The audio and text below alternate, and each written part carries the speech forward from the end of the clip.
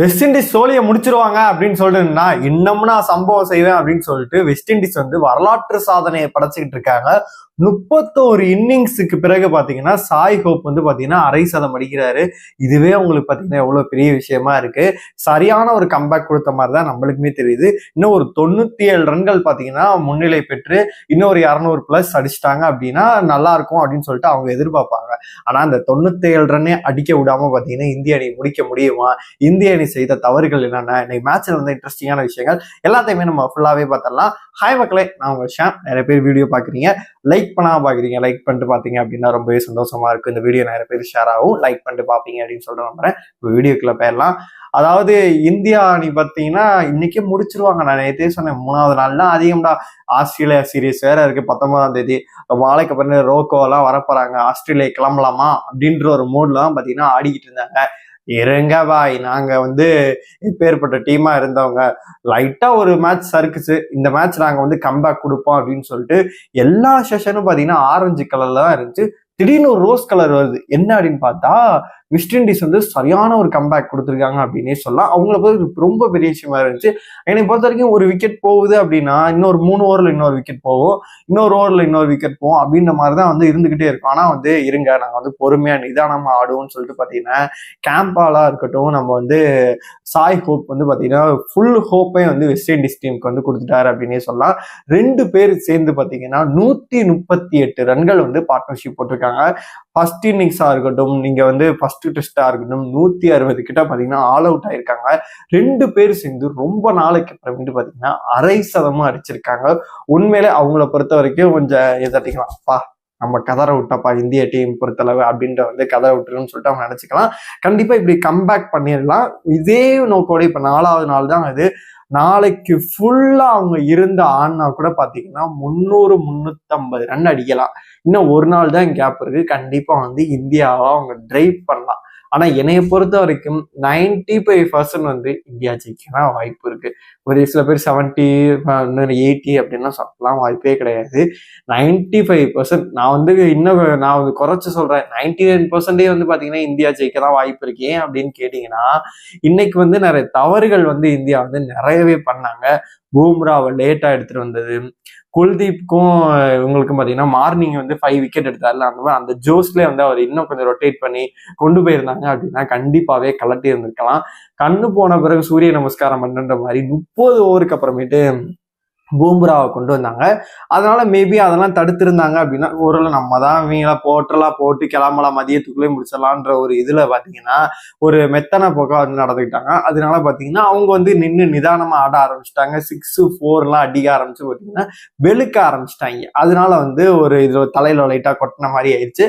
அதனால இங்க இருந்து வந்து அவங்க கம்பேக் பண்ணி போயிட்டு இருக்காங்க. என்னை பொறுத்தவரைக்கும் இங்க முட்டுக்கட்டையை போடணும் அப்படின்னா இந்தியா இன்னைக்கு பண்ண தவறை வந்து பண்ணவே கூடாது. மார்னிங் வந்தோடனே என்ன ஒரு ஆட்டத்தை இது பண்ணீங்க, சுருட்டினீங்களா அவங்கள, அதே மாதிரியே மதியமும் அதே மாதிரி சுருட்டி இருந்தாங்க அப்படின்னா இன்னைக்கே மேட்ச் முடிஞ்சிருக்கும். கப்பை வாங்கிட்டு சீரியஸை வந்து வாஷ் அவுட் பண்ணிட்டு போயிருந்திருக்கலாம். ஆனா ஒரு சில தவறுகள்னாலதான் பாத்தீங்கன்னா இந்த நிலைமையாச்சு அப்படின்னே சொல்லலாம். இன்னைக்கு பொறுத்த வரைக்கும் மார்னிங் வந்தோடனே இந்திய அணி சூப்பரான வந்து பவுலிங்கை வந்து வெளிப்படுத்துறாங்க. அதுவும் நம்ம இவரெல்லாம் குல்தீப் எல்லாம் சொல்லவே தேவையில்ல. அதாவது ரவிச்சந்திரன் அஸ்வின் ஜடேஜா இருக்கும் போது பாத்தீங்கன்னா அவருக்கு வந்து ஒரு சில வாய்ப்பே கிடைக்காம இருந்துச்சு. இப்ப அவங்க ஆல்மோஸ்ட் பாத்தீங்கன்னா ஜடேஜா மட்டும்தான் வைஸ் கேப்டன் இப்போதைக்கு தொடர்ந்துட்டு இருக்காரு. ஆல்மோஸ்ட் வந்து ரவிச்சந்திரன் அஸ்வின் வந்து போயிட்டாரு. அதனால நல்ல ஒரு ஃபார்ம் இவருக்கு கிடைச்சிருக்கு. ஏசியன் கப்லயுமே வந்து டோர்னமெண்ட்லேயே ஹையஸ்ட் விக்கெட் டேக்கரா இருந்தாரு. இன்னைக்கு பாத்தீங்கன்னா எல்லா விக்கெட்டும் நறுக்குன்னு பாத்தீங்கன்னா விக்கெட் எடுத்தாங்க. இன்னைக்கு வந்து 248 ரன்களாலதான் பாத்தீங்கன்னா வந்து வெஸ்ட் இண்டீஸால வந்து ஃபர்ஸ்ட் இன்னிங்ஸ் அடிக்க முடிஞ்சு சுருட்டிட்டாங்க அப்படின்னே சொல்லலாம். அதுல குல்தீப்போட பங்கு மிகப்பெரிய ஒரு பங்கா இருந்துச்சு. 5 விக்கெட்டுகள் வந்து வேற லெவல்ல எடுத்திருந்தாரு. கடைசியில தான் பாத்தீங்கன்னா பூம்ராக்கு ஒரு விக்கெட் கிடைச்சு, அப்புறம் சிராஜுக்கு ஒரு விக்கெட் கிடைச்சு. ஜடேஜா பாத்தீங்கன்னா நேற்றுமே வந்து இம்பார்ட்டன்டான விக்கெட் எல்லா விக்கெட்டையும் பாத்தீங்கன்னா அவருமே எடுத்து கொடுத்திருந்தாரு. அப்புறம் என்ன ஒரு 518 ரன்கள் அடிச்சிட்டாங்க. 248 ரன்கள் அடிச்சாங்க அப்படின்னா திரும்பி இவங்க தான் பேட்டிங் பண்ணுவோம். அதனால பாத்தீங்கன்னா இவங்க தான் திரும்பி வந்து பேட்டிங் பண்ண ஆரம்பிச்சாங்க. எனக்கு மார்னிங் பார்க்கும்போது தெரிஞ்சு என்ன மதியத்துக்குள்ள இன்னைக்கு மேட்சை முடிச்சிருவாங்க, நம்ம அவ்வளவுதான் இன்னைக்கோட மேட்ச் முடிஞ்சு. ஆஸ்திரேலியா சீரியஸ்க்காக பாத்தீங்கன்னா ஸ்குவாட் எப்படி இருக்க போகுது, பிச்சு எப்படி இருக்க போகுது, அதை நம்ம பார்க்க ஆரம்பிச்சிடலாம் அப்படின்னு சொல்லி நான் நினைச்சுக்கிட்டு இருந்தேன்.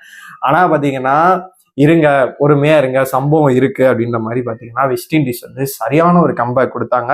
கேம்பால் பாத்தீங்கன்னா இப்போ வரைக்கும் 87 ரன்கள் அடிச்சிருக்காரு. 145 பால்ல 9 4கள் 2 6ஓட பாத்தீங்கன்னா விட்டு உரிச்சுக்கிட்டு இருக்காரு. நல்லாவே பேட்டிங் பண்றாரு, ஒரு சூப்பரான பேட்டிங் அப்படின்னு சொல்லலாம்.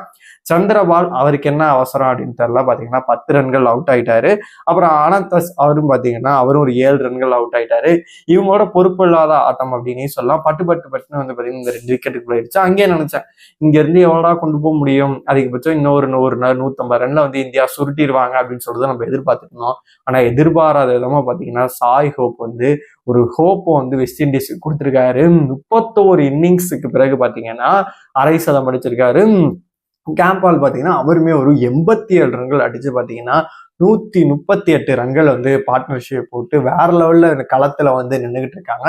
இன்னும் பேட்டிங் பண்ணிட்டு இருக்காங்க. இப்ப நாளைக்கு வந்து ஃப்ரெஷ்ஷா வந்து ஆரம்பிப்பாங்க. என்னை பொறுத்த வரைக்கும் சிராஜுக்கு ஒரு விக்கெட்டும் குல்தீப் யாதவுக்கு ஒரு விக்கெட் கிடைக்கும் அப்படின்னு நினைச்சோம். ஆனா பாத்தீங்கன்னா வாஷிங்டன் சுந்தருக்கு தான் வந்து அழகா போல்ட வந்து கலட்டி எடுத்து அவருக்கு ஒரு விக்கெட் கிடைச்சு.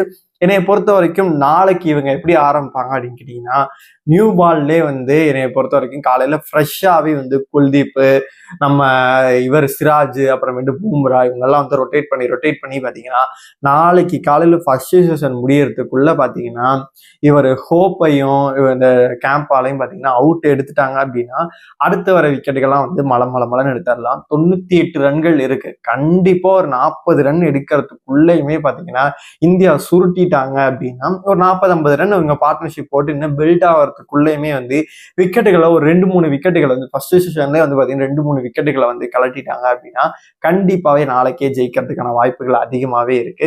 ஆனா இவங்க என்ன பண்ண போறாங்கன்னு சொல்லிட்டு தெரியவில்லை. இன்னைக்கு பண்ண தப்ப நாளைக்கும் பண்ணாங்க அப்படின்னா சொல்றதுக்கு ஒண்ணுமே கிடையாது.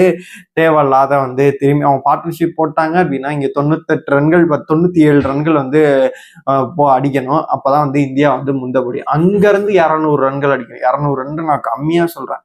அங்க இருந்து 250ல இருந்து 300 ரன் வந்து பாத்தீங்கன்னா அடிச்சாதான் வந்து இந்தியாவுக்கு வந்து டார்கெட் வந்து செட் பண்ண முடியும். அதனால நான் சொன்ன மாதிரி ஆல்மோஸ்ட் வந்து வெஸ்ட் இண்டீஸ் கையில இந்த கேம் கிடையவே கிடையாது, இந்த மேட்ச் கிடையவே கிடையாது. ஃபுல் அண்ட் ஃபுல் வந்து இந்தியா கையில தான் இருக்கு. தேவையில்லாத இதனாலதான் இந்த மேட்ச் வந்து ஒட்டி போற மாதிரி இருக்கானா வந்து கன்ஃபார்ம் வாய்ப்பே கிடையாது.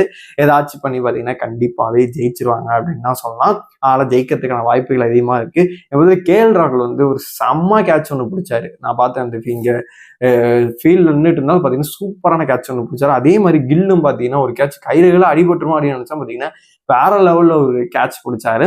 நாளைக்கு பொறுத்தளவு பாத்தீங்கன்னா பூம்ரா வந்து ஒரு 15 ஓவர் 20 ஓவர்லாம் கொண்டு வராம எடுத்தோடனே பூம்ரா வச்சு ஸ்டார்ட் பண்ணி சிராஜுக்கும் 2-3 ஓவரை கொடுத்து ஓட்ட ஆரம்பிச்சு ஃபர்ஸ்ட் செஷன் முடியறதுக்குள்ளேயும் பாத்தீங்கன்னா பூம்ராக்கு, சிராஜுக்கு, குல்தீப்க்கு, திரும்பி பாத்தீங்கன்னா ஜடேஜா அவர்களுக்கு பாத்தீங்கன்னா 4 பேருக்கு பட்டு அங்கங்க 2 ஓவரா தள்ளி ஒரு 15 ஓவருக்குள்ளே இவங்க எல்லாருக்கும் ரொட்டேஷன் பண்ணி கொண்டு போனாங்க அப்படின்னா கண்டிப்பா இந்திய அணி ஜெயிக்கிறதுக்கான வாய்ப்பு வந்து ரொம்பவே அதிகமாவே இருக்கு அப்படின்னு தான் சொன்னோம். உங்களை பொறுத்த வரைக்கும் இந்தியா அணி பண்ண தவறு என்னவா இருக்குன்னு நினைக்கிறீங்க?